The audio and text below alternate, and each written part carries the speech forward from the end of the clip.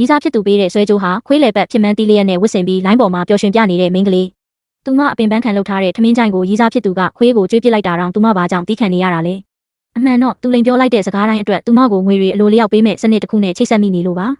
မိဘမဲ့ဂီဟာကနေရုန်းကန်လာခဲ့တဲ့သူမဟာတရုတ်ဆောင်အဖြစ်အောင်မြင်နေချိန်မှာဟောင်ကောင်တထေးသားတဦးရဲ့ရီးစားဖြစ်လာခဲ့ပါတယ်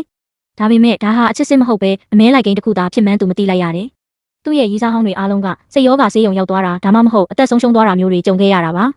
ဒါကြောင့်သူမကိုယ်တိုင်နဲ့အခြားပြစ်မဲ့မိန်းကလေးတွေအတွက်လက်စားချေဖို့တထေးသားရဲ့လိန်ညာမှုတွေကိုတီးခံရင်းစနစ်ထဲမှာငွေကြေးတွေစုဆောင်းကသူ့မိသားစုပိုင်ကုမ္ပဏီကိုသိမ်းပိုက်ဖို့အကွက်ချစီစဉ်ခဲ့ပါတယ်ဒီလိုနဲ့သူမမွေးနေ့ပွဲကိုရောက်လာတဲ့အခါတထေးသားကအမှုပညာလောကကထွက်ပေးရင်လက်ထပ်မယ်လို့နောက်ဆုံးအကြိမ်လိန်ညာလာတဲ့အခါသူမကချက်ချင်းလက်ခံလိုက်ပါတယ်ဒါပေမဲ့ဖျောင်းနိုင်မဟုတ်ခင်မှာပဲတထေးသားကသူ့ရဲ့ဂိမ်းကိုစတင်လိုက်တယ်လူအများရှိမှသူမကိုတရားဝင်စွန့်ပစ်ကြောင်းကြေညာပြီးပတ်စံချမ်းသာခြင်းလို့ကတ်တွယ်နေတဲ့ရုပ်သေးရုပ်အလို့လောင်ပြောင်ပါတော့တယ်အဲ့ဒီအချိန်မှာပဲသူမကအေးဆေးတည်ငြိမ်စွာနဲ့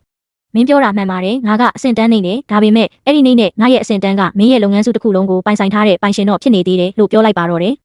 စက္ကန့်ပိုင်းတွင်းမှာပဲလူမိသားစုရဲ့ကုမ္ပဏီကြီးကိုသူမအောင်မြင်စွာသိမ်းပိုက်လိုက်ပြီးဒေဝါလီခံရတော့မဲ့တဲ့တင်းကကဘာကျော်သွားခဲ့တယ်တစ်ချိန်ကသူမကိုအမဲလိုက်ခဲ့တဲ့မူဆိုးဟာအခုတော့သူမရဲ့လက်ခုပ်ထဲကတားကောင်ဖြစ်ပြီးအဆက်ကွဲသွားပါတော့တယ်